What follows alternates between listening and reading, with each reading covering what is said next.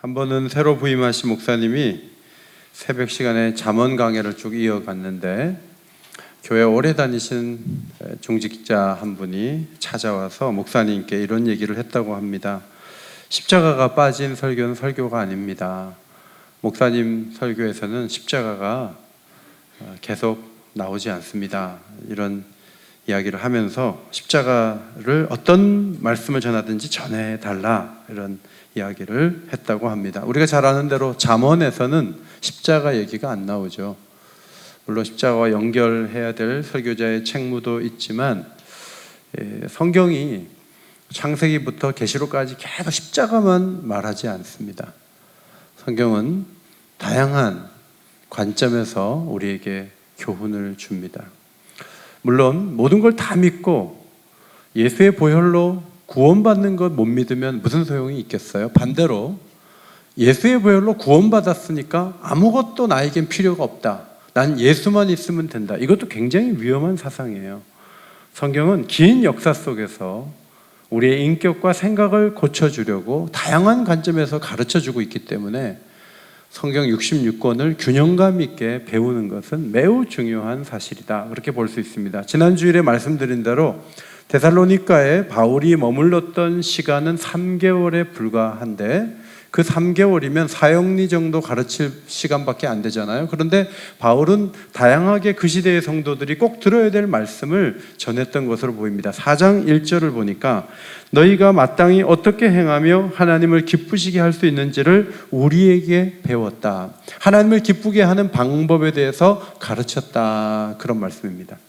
율법과 복음과의 관계, 십계명과 같은 말씀을 가지고 하나님을 기쁘시게 하는 방법들을 바울이 그 짧은 시간 머물렀음에도 불구하고 가르쳤다는 말씀입니다.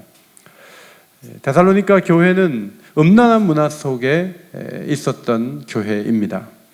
특별히 자기 부인이 있음에도 불구하고 성적으로 문란한 교인들이 많이 있었을 상황을 염두에 두면서 바울은 각각 거룩함과 존귀함으로 자기의 아내 대할 줄을 알아야 한다. 존귀하게 아내를 대한다, 존귀함으로 대한다는 이 말의 의미는 보석처럼 대한다는 말이에요. 그렇게 함으로 가정을 하나하나 잘 세워 가야 된다는 가르침을 주었는데 이것은 바울의 판단만이 아니라 성령의 가르침이었죠. 데살로니가 전서 4장과 5장에서 손으로 일하는 것의 중요함과 죽음에 임하는 태도, 종말론적인 어떤 생각을 갖고 있는지, 광신자처럼 아무 일도 하지 않고 뒷짐지고 살면 안 된다, 그런 가르침도 주었고, 오늘 본문 말씀은 데살로니가 전서를 마무리하면서 교인들에게 전체적으로 있어야 될 몇 가지 중요한 교회 생활에 대한 지침을 가르쳐 준 것인데 이것도 잘 알아야 됩니다. 첫째로는 12절과 13절에서 교회 리더들과의 관계입니다. 교회 리더들은 주 안에서 수고하고 다스리며 권하는 자들입니다. 당시에는 신학교나 목사님이 없었어요. 감독이나 집사라는 명칭이 나타나지 않은 것으로 보아서 그 시대에는 그런 공식적인 직함이 없었던 것으로 보입니다. 어쩌면 수년 먼저 예수를 만나서 예수 믿고 바울이 지명해서 세운 사람이 교역자였습니다. 사람들은 너나 내나 그런 생각을 갖기가 참 쉬운 상황에서 하나님께서 세우신 지도자들에 대해서 그들의 수고와 애쓰는 것을 알아주라, 그렇게 12절에서 가르칩니다. 13절을 보면 그들의 사역으로 인해 사랑으로 그들을 존귀히 여기십시오. 여러분은 서로 화목하십시오. 그렇게 권하는 것을 볼 수 있습니다. 원어를 보면은 지도자에 대해서 우월하게, 탁월하게 여기라는 의미입니다. 최고로 여겨주라는 것입니다. 제가 수영로교에 갔을 때 제가 깜짝 놀란 사실 가운데 하나는 그 성장하는 그 교회는 교육자들을 최고로 여겨주는 성도들로 가득했다는 사실입니다. 제가 큰 교회에 갔는데 작은 교회에서 큰 교회에 왔다 이렇게 보지 않고 서울에서 부산에 왔다는 걸 굉장히 감동 있게 받아줬어요. 그래서 부산이 훨씬, 여기 옥인동보다 해운대가 훨씬 더 빛나거든요. 굉장히 그 신시가거든요. 그럼에도 불구하고 교인들이 이렇게 저렇게 설교를 한번 해도 막 목사님이 최고라는 거예요. 그러면서 너무너무 이렇게 세워주니까 굉장히 막 기쁘게 일을 했던 기억이 있습니다. 교육전사님이라 할지라도 그분이 자긍심을 가지고 기쁨으로 일할 수 있는 분위기, 영적 분위기를 만들어주고 탁월하게 여겨줘야 돼요. 물론 교육자보다 더 많이 기도하고 더 성경 보는 분들도 있어요. 그럼에도 불구하고 말씀을 가르치는 이들이 그 분야에서 최고로 여겨지지 않는 교회 분위기는 모두가 성장할 수 있는 분위기가 아니에요. 따라서 목회자를 폄하하고 깎아내리는 모임에 자꾸 가는 그것은 좋지 않은 판단이에요. 좋은 얘기를 나누고 세워주는 분위기를 만드는 것, 그것이 우리가 교회 생활을 건강하게 잘하는 방법이다 하는 것입니다. 14절에서 연약한 이들과의 관계, 세 부류의 사람을 말하면서 각각 어떻게 해야 되는지를 말씀합니다. 첫째로 게으른 자들을 권계하며, 게으르다는 말은 마음을 정하지 못해요. 그래서 최선을 다해서 땀 흘리지 않는 거죠. 교회 안에는 예배만 드리고 집에 가시는 분들이 상당히 많아요. 그러면 목사님들이, 전사님들이 불러내가지고 일 시키고 다 해야 되느냐? 그게 아니고 손을 움직이지 않는 분들에 대해서 얘기를 해야죠. 이런 교회에 필요가 있습니다. 끝나고 방역을 함께 하고 가야 됩니다. 이런 얘기를 이제 서로 간에 하는 거예요. 하면 그냥 찬양대원이 찬양대원을 초대하고 교사가 교사를 초대하고 곳곳에 일하는 사람들을 초대할 때 부작용은 최소화되죠. 그것을 행정적으로 조직적으로 끌어내는 것이 아니라 손발을 움직이도록 서로 권면하는 분위기를 만들라, 그런 말씀이에요.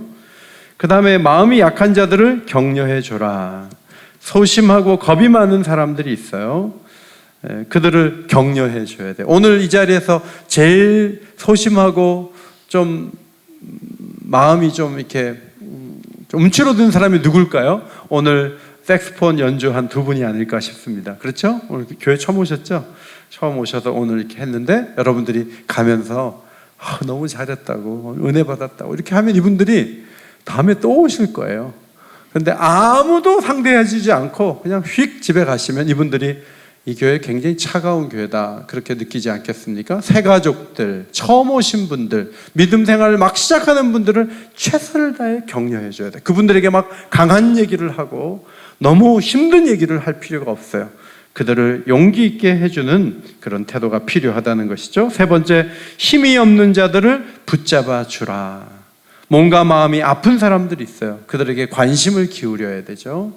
그리고 그들이 넘어지지 않도록 잘 세워주는 노력이 우리에게 필요하다고 사도는 가르쳐 주었습니다. 무엇보다 중요한 교회 생활의 원리는 모든 사람에게 오래 참으라는 것입니다. 아까 말씀드린 잠언 말씀에 왜 십자가가 없죠? 이렇게 했을 때, 아니 성경에 뭐 십자가가 도배가 되어 있습니까? 아니 뭐 늘 십자가 설교를 한 법이 어디 있습니까? 이렇게 싸우면 안 되죠. 참아야 돼요. 네, 기회가 되면 꼭 십자가 설교로 제가 준비해서 잘 하겠습니다. 이렇게 돌려보내야 돼요. 이거 참지 못하고 바르게 막 다 얘기하다가 보면은 이게 문제가 생겨요. 교회 안에는 까다로운 사람도 있고 질문이 많은 사람도 있고 무례한 사람도 있고 요구사항이 많은 사람도 있어요. 우리가 좋은 교회를 이루기 위해서는 많이 참아주고 기다려야 하는 것입니다. 사랑의 첫 번째 정의는 오래 참고. 15절, 악을 악으로 갚지 말고 항상 선을 따르라. 이 데살로니가 교회는 핍박을 받는 교회예요. 핍박을 당하다 보면은 보복을 하고 싶은 마음이 들겠죠. 우리를 이렇게 해? 가만히 두지 않겠어. 그런데 그런 마음을 갖지 말고 선으로 이 악을 대하고 이기려는 것이죠. 선이 오히려 더 낫다, 그렇게 가르쳐주고 있습니다. 예수님도 산상수훈을 주실 때 악한 자를 대적하지 말라. 누구든지 내 오른뺨을 치거든 왼편도 돌려대며 또 너를 고발하여 속옷을 가지고자 하는 그 사람과 심리를 동행하고 내게 구하는 자에게 주며 내게 꾸고자 하는 자에게 거절하지 말라. 예수님이 그렇게 말씀을 하셨습니다. 교회에 이제 그런 태도가 우리에게 필요해요. 뭐 가끔 방역을 어떻게 하는지 경찰관이 오기도 하고 구청에서 나오기도 하는데, 아니 교회를 관리하려고 해? 하고 막 싸늘한 눈으로 볼 수도 있지만 따뜻한 커피를 잘 준비했다가 너무 수고하신다고 한 잔 드시고 점검하시라고 따뜻하게 해주면 얼마나 그분들의 마음이 좋겠어요. 수년 전에 교회에 적지 않은 피해를 입힌 시위대가 우리 교회 주차장에서 500여일 동안 밤낮으로 시위를 이어갔습니다. 교회는 너무나 피곤했고 교인들도 너무나 어려웠습니다. 그런데 저도 그들을 볼 때마다 좀 불편하고 굉장히 무례한 사람들이에요. 제가 시위 현장에 안 나온다고 이 교회는 아무개가 움직이는 거, 목사는 허수아비다 이렇게 해서 막 글을 써가지고 막 벽에다 붙이고 막 그런 일까지 해서 우리 애들이 오면서 그걸 보고 막 화가 나고 그랬거든요. 저도 그분들 상대하고 싶지 않고 그랬는데 우리 교회를 관리하는 집사님이 그분들하고 점심을 먹었어요. 그리고 얘기도 하고, 이분이 대구에서 오셨대요, 목사님. 식구는 이러이러하대요. 부인을 최근에 만나는 거는 언제래요? 그러면서 저한테 얘기를 해주시는 거예요. 그 집사님 참 속도 좋으시다. 굉장히 제일 불편한 분이 관리 집사님이신데 어떻게 밥을 먹을 수 있나. 여러분, 중국 대사관이 명동으로 옮겨간 다음에 그분들이 말 한마디 없이 조용히 가셨어요. 사실 우리 보고 500만 원 안 주면 안 나간다. 그래도 우리는 500만 원 줄 수 있었어요. 왜냐하면 너무 힘들었거든요. 조용히 가셨어요. 그 이유가 여러 가지가 있겠지만 하나님의 은혜이지만 우리 관리 집사님이 그분의 마음을 받아주고 식사하고 선대했어요. 전기가 필요할 땐 전기도 주고 도와줬어요. 그분들이 조용히 나갔어요. 악으로 대응하는 게 더 맞을 것 같아요. 피켓 들고 거리에 나가는 게 더 맞을 것 같은데 교회는요, 나하고 불편한 관계에 있는 사람을 막 괴롭히고 내 의사를 보이고 그래서 한번 고쳐주고 그게 아니에요. 교회는 악을 선으로 대할 수 있는 지구상의 몇몇 안 되는 공동체예요. 그 일을 이루라고 사도는 데살로니가 교회 또 우리에게 가르치고 있습니다. 16절로 18절 말씀은 공동체를 향한 당부예요. 이 말을 그냥 개인적으로만 받지 마시고 교회 전체를 향한 가르침으로 받아야 되는데, 첫째로 항상 기뻐하라. 따라합시다. 항상 기뻐하라. 여러분 항상 지금 어떻게 마스크 쓰고 기쁘세요? 힘드시죠? 네. 전 여러분이 마스크 쓴 모습을 볼 때마다 이불을 덮고 있는 모습을 자꾸 생각하게 돼요. 이불을 여기까지 덮고 있는. 그래서 이부 예배 때도 뵈니까 눈 감은 분들이 상당히 많아요. 그냥 이불 덮고 있는 느낌이죠. 그러니까 눈도 자꾸 감기고. 지금 우리는 기쁨 시간을 보내고 있지 않습니다. 그런데 마게도냐 교회, 빌립보 교회나 데살로니가 교회도 기쁨이 없을 수 있죠. 왜냐하면 핍박을 받으니까 막 교인들 가운데 끌려가서 매맞고 오고 감옥에 갇히고, 우리 가운데 누가 끌려가서 감옥에 가 있다. 여러분, 우리가 기뻐할 수 있겠습니까? 그런데 시간이 꽤 흐른 후에, 데살로니가 전서를 쓰고 나서 시간이 꽤 흐른 후에 고린도 교회 편지를 쓰면서 두 번째 편지에서 바울이 이렇게 적었습니다. 마게도냐 교회가 환난의 많은 시련 가운데서 그들의 넘치는 기쁨과 극심한 가난이 이 구제 연보를 보내는 일에 풍성하게 참여하게 했다는 것입니다. 이들은 핍박을 받았고 가난했어요. 근데 누군가를 돕는다고 하는 헌금 모금에 이들은 풍성하게 동참을 했어요. 그 이유가 안에 넘치는 기쁨이 있었기 때문이다 하는 거예요. 자, 교인이 잡혀가고 매를 맞았어요. 교회가 예배를 드리는데 여러 가지 당국의 제약을 받아요. 그런데 어떻게 기뻐할 수 있냐는 거예요. 우리는 산상수훈 가운데 그 답을 얻을 수 있습니다. 예수님이 산상수훈 가운데 말씀하셨습니다. 너희를 욕하고 박해하고 거짓으로 너희를 거슬러 모든 악한 말을 할 때에는 너희에게 복이 있나니 기뻐하고 즐거워하라. 하늘에서 너희의 상이 큼이라. 해외 근무 가시는 분들, 아니 여러 직원이 있는데 어쩔 수 없이 지목해서 가는 분도 있지만 어떤 분은 제가 가겠습니다. 여기 가거든요. 우리가 아니 위험한데 가족도 못 만나는데 왜 갑니까?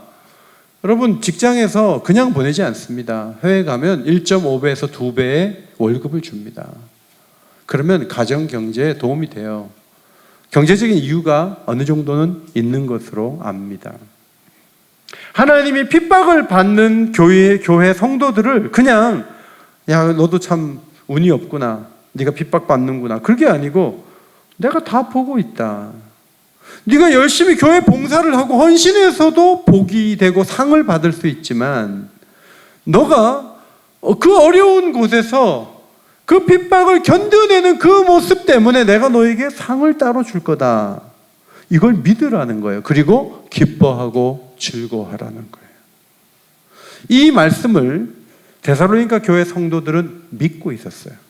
그래서 핍박이 와도 하나님이 다 하신다. 하나님이 상 주실 것이다. 이 믿음을 가졌던 것이죠. 로마서 8장 18절에서 생각하건대 현재의 고난은 장차 우리에게 나타날 영광과 비교할 수 없도다. 현재 아픔이 있어요. 우리의 기쁨을 가져가는 많은 요인들이 있어요. 그런데 그것은 짧고 작은 거예요. 하나님이 우리에게 주실 영광은 영원하고 풍성한 거예요. 그 두 가지를 비교해 보면서 내게 오는 아픔을 작게 여기자. 작게 여기자. 저는 최근에 왼발에 이렇게 좀 발을 디딜 때마다 좀 통증이 있어요. 무슨 병인지 제가 아는데 좀 이따가 보면 좋아지겠죠. 아침에 일어나서 이렇게 걸을 때 좀 아파요. 그런데 이제 아프니까 슬플 수 있지만 제 아내도 한번 그 아팠거든요. 근데 좀 있으니까 낫더라고요. 그래서 뭐 너무 아플 때는 파스 갖다 붙이고 해서 조금 시간을 끌고는 있는데 막 그 아픔이 발을 디딜 때 그 아픔이 막 내 영혼까지 스며들어서 나를 막 힘들게 하고 기쁨을 가져가지는 않아요. 왜냐하면 저는 발을 디딜 때 좀 아픈 거를 영원한 것으로 보지 않기 때문에 그래요. 그건 잠시 있다가 떠날 것들이에요. 그런 마음을 가지고 내 마음을 내가 조절하는 게 매우 중요하다. 그런 말씀이에요. 여러분의 기쁨을 가져가는 게 뭡니까? 가난일 수 있습니다. 질병일 수 있습니다. 소외감일 수 있습니다. 앞에 보시면은 나는 가난하지만 하나님은 뭐뭐뭐 하신다. 자, 직장을 이 코로나 시대에 잃었단 말입니다. 그러면 얼마나 힘들겠어요? 기쁨이 어디 있어요? 직장이 없어졌는데. 그런데 가만히 생각해 보면 굶은 적이 있냐 하는 거예요. 안 굶었어요. 직장이 없어도 하나님이 굶기지는 않으신다. 하나님이 채우실 것이다. 이런 믿음을 가지고 하나님은 주어를 하나님은 무엇 하신다. 자, 여기다 넣으려면 성경적인 지식이 있어야 되고 믿음이 있어야 돼요. 이 뒤에 뒷문장이 없고 그냥 가난한 것으로만 끝나면 어떻게 기뻐해요?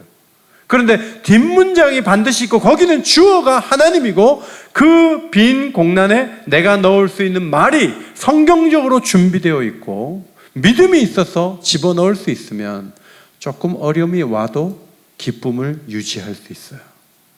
두 번째, 나는 병으로 고생하지만 하나님은 뭐뭇 하신다. 눈 가운데 이렇게 시력이 안 좋아서 이제 별이 왔다 갔다 하는 분들이 계시대요. 교인들 가운데 꽤 많이 있으시더라고요. 병원에 갔을 때 이제 어쩔 수 없습니다. 별을 보고 사셔야 됩니다. 선글라스 쓰십시오.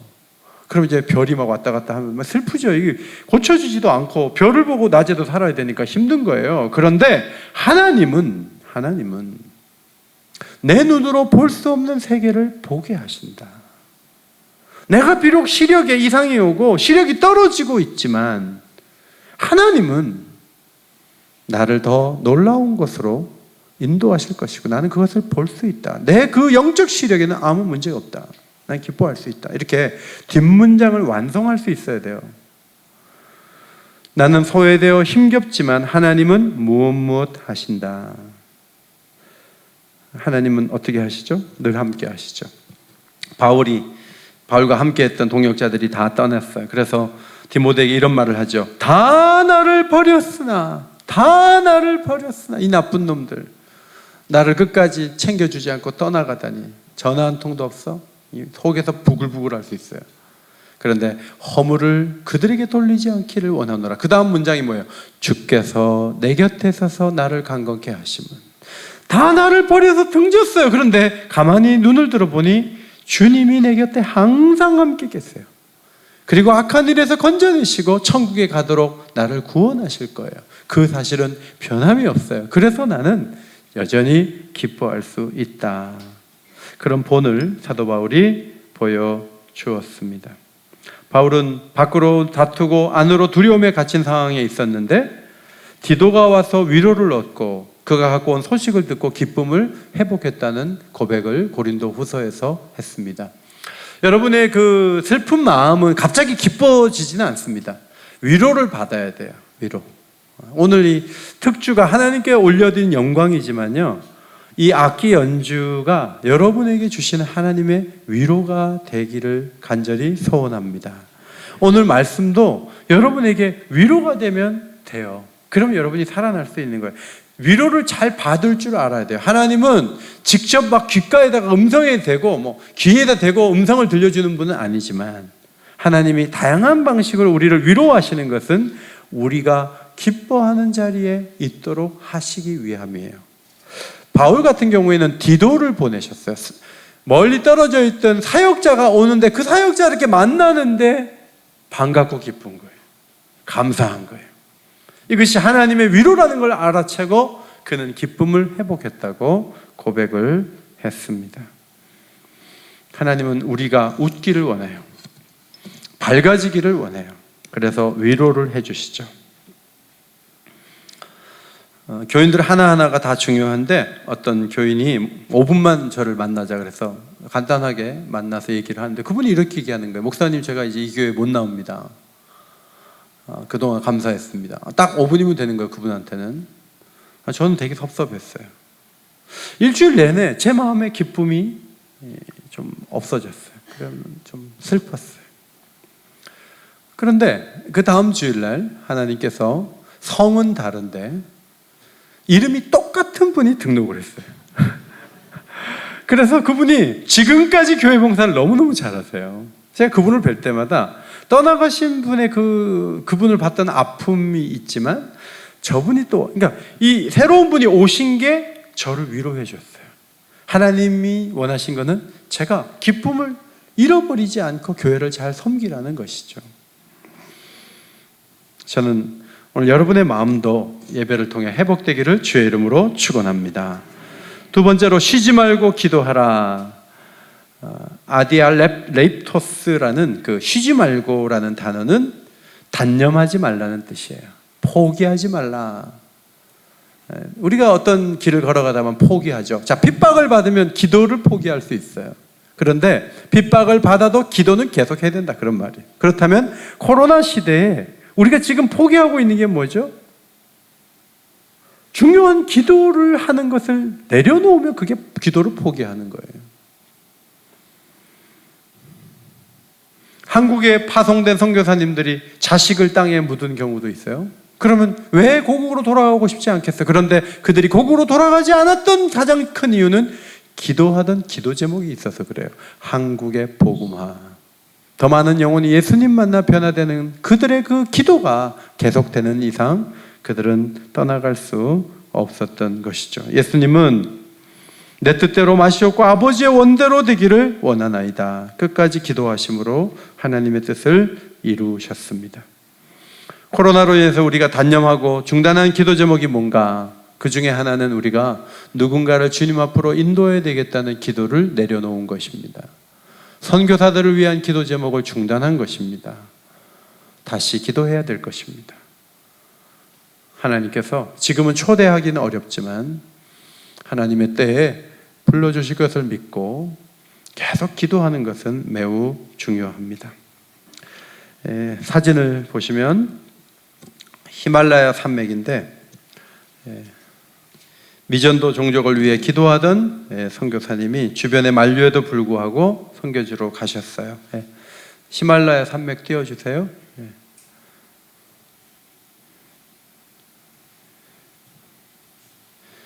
한편으로는 위험에 맞서는 행동이기도 하지만 다른 한편으로는 기도하기를 포기하지 않았기에 선교사님이 용기 있게 히말라야 산맥으로 갔어요. 그래서 거기 가서 이걸 찍어가지고 저한테 보내셨어요. 제가 여기를 갈 때 2년 선배거든요.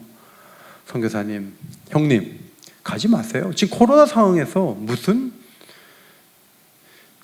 내 아이 중에 하나가 장애인이에요. 애도 넷이나 돼요. 그거 왜 갑니까? 가지 마세요. 하나님이 선교도 뭐든 지금 가만히 있으라는 거예요. 못 알아들으시겠어요? 가지 마세요. 제가 그렇게 심하게 얘기했어요. 그런데 오늘 설교 준비를 하다 보니까 이 선교사님이 히말라야를 놓고 계속 기도하셨구나. 안 갈 수가 없는 거예요. 타지키스탄으로 가셨어요. 오늘 아침에도 카톡으로 주고받았어요. 제가 보이스톡을 하자니까 보이스톡 안 돼. 여기는 와이파이가 약해. 그래도 문자라도 어디야? 그러면서 서로 이렇게 주고 받는 거예요. 여러분, 이게 등산가가 가서 찍은 사진이 아니고 히말라야 산맥 주변에 있는 모든 미전도 종족을 주님께로 인도하기 위해서 나를 불러주셨습니다. 그 기도를 끊임없이 하기 때문에 여기 가시는 거예요. 가서 또 산에 올라가 복음 전하는 거예요. 우리에게도 끈기 있는 기도가 필요하다, 그런 말씀이에요. 마지막, 범사에 감사하라. 모든 상황에서 감사하라. 상황이 좋아 보이든 안 좋아 보이든 감사하라. 학교 다닐 때 우리 박범정 목사님하고 같이 소록도를 갔었거든요. 저희 집에, 제가 머물렀던 그 집에 집사님이 그런 말을 했어요. 목사님, 그때 전사님, 제가 나병이 안 걸렸으면 예수 믿을 사람이 아닙니다. 그런데 병을 주셨지만 예수님 만나게 하셨어요. 그래서 저는 나병 걸린 거 감사합니다. 이렇게 고백한 이야기를 들었어요. 여러분, 병 걸린 게 뭐가 감사하겠어요? 그런데 하나님은 좋은 일, 안 좋은 일 다 합해가지고 그분의 섭리를 만들어 가세요. 그래서 우리에게는 안 좋은 일로 한 며칠 동안은 안 좋은 일로 보이는데 시간이 많이 지나간 다음에는 그 안 좋은 일이 좋은 일이 되게 또 만드세요. 그래서 모든 일에 감사하라는 거예요. 야곱이 그 인생이 그것을 보여주지 않습니까? 형에게 맞아 죽을까봐 하란으로 외삼촌 집으로 도망을 쳤어요. 안전을 위해서 간 거예요. 그런데 한눈에 자신의 눈에 들어오는 여자가 있었어요. 그 여자와 결혼하기 위해서 그 아버지의 요구대로 7년을 일했어요. 첫날 밤을 지내고 아침에 보니까 딴 여자예요. 언니예요. 사기 결혼을 당했어요. 그래서 야곱은 그 사람도 아내로 데리고 살기는 하지만 좋아하지는 않은 것 같아요. 자기가 좋아하는 사람은 라헬이라는 여자였어요. 레아라는 이 천뒷구르기 같은 이 여자를 통해서 하나님은 6명의 아들을 주셨고 모두 12명의 아들을 낳게 하셔서 12지파를 만드셔서 애굽으로 옮기시고 거기서 민족이 되게 하세요. 그리고 하나님의 섭리를 이루어 가세요. 아버지를 속이고 도망치는 상황은 불행한 상황이고 어려운 상황이에요. 결혼을 사기당했다니 말이 안 돼요. 그런데 하나님이 그 속에서 6지파를 만드셨고 레위와 유다가 레아의 자손이라는 게 얼마나 중요해요. 하나님, 우리 교회가 우리가 마음에 드는 것으로만 일하시는 게 아니에요. 하나님, 우리가 마음에 들지 않는 것으로도 일을 하시는 분이에요. 그 사실을 보면서 범사에 감사하는 것을 배우는 것이 소중합니다. 우리는 다 못 보고 다 알지 못하기 때문에 이것은 감사할 일, 이거는 원망할 일, 이렇게 나누죠. 그런데 그렇지 않아요. 12 제자와 같이 미숙하고 신앙이 잘 자라지 않는 이들에게 예수님이 이런 말씀하시죠. 내가 하는 일을 그도 할 것이요 또한 그보다 큰 일도 하리니 이는 내가 아버지께로 감이라. 제자들은 나보다 더 큰 일 할 거야. 예수님 로마에 가서 복음 전한 적 없어요. 그런데 베드로 사도는 로마에 가서 복음을 전했어요. 작년에 제가 로마에 가서 베드로 성당에 들어가 봤거든요. 이렇게 큰 예배당을 지어야 되나 그런 회의감도 들었지만 한편으로는 갈릴리 촌사람 베드로의 이름으로 로마의 중심지에 이렇게 큰 예배당을 짓다니, 이건 예수님의 작품이잖아요. 예수님이 그렇게 놀랍게 끌어올리신 것 아니겠습니까? 우리의 기대대로 다 되지 않아도 언젠가 하나님이 선언한 대로 될 줄 믿습니다. 그걸 우리는 바라보고 사는 거예요. 여러분, 교회를 향한 하나님의 뜻이 뭘까요? 어떤 교회는 사회사업을 열심히 해요. 하나님이 그 교회에 그것을 줬다고 생각하고, 우리 교회는 장애인 학교 근처에 있기 때문에 장애인 사역을 조금 더 감당을 하는 것이 우리의 비전이고 우리가 할 일이라고 생각을 합니다. 어떤 교회는 매우 성경 교육을 잘하는 교회도 있어요. 어떤 교회는 전도를 아주 잘해요. 자, 포커스는 달라요. 그런데 그 모든 교회를 향한 하나님의 뜻이 뭔지 아세요? 항상 기뻐하는 거예요. 끈기 있게 기도하는 거예요. 모든 일에 감사하는 거예요. 그것은 모든 교회를 향한 하나님의 뜻이에요. 할아버지가 손주들 데리고 고기 사 먹인다고 자식들하고 열 몇 명이 가서 몇십만 원을 돈을 쓰고 오는데 할아버지가 원하는 게 뭔지 아세요? 그 손주들이 맛있게 먹는 얼굴이에요. 그 표정이에요. 거기서 막 불평하고 싸우면 불행한 자리가 되지만 거기서 맛있게 먹고 얘기 나누고 가는데 할아버지가 돈을 쓸만하단 말입니다. 하나님 우리에게 많은 사역을 감당할 때 그 업적을 보고 하나님이 기뻐하신다고 생각하시면 안 돼요. 하나님은 우리가 기쁨을 잃지 않는 모습을 보고 싶어 하세요. 하나님은 우리가 끈기 있게 초점을 가지고 달려가기를 원하세요. 하나님은 우리가 범사에 감사하기를 원하세요. 차 안에서 찬양을 듣다가 너무 좋아서 금요일 날도 찬양을 같이 불렀는데, 화려하지 않아도 정결하게 사는 삶, 가진 것이 적어도 감사하며 사는 삶. 제가 1절을 부를 테니까 쉬우니까 여러분 2절을 부르세요. 화려하지 않아도 정결하게 사는 삶, 가진 것이 적어도 감사하며 사는 삶, 내게 주신 작은 힘 나눠주며 사는 삶, 이것이 나의 삶의 행복이라오. 다 같이 2절 셋 넷. 눈물 날 일 많지만 기도할 수 있는 것, 억울한 일 많으나 주를 위해 참는 것, 비록 짧은 작은 삶 주 뜻대로 사는 것, 이것이 나의 삶의 행복이라오. 이것이 행복이라고. 세상은 알 수 없는 하나님 선물, 이것이 행복이라고.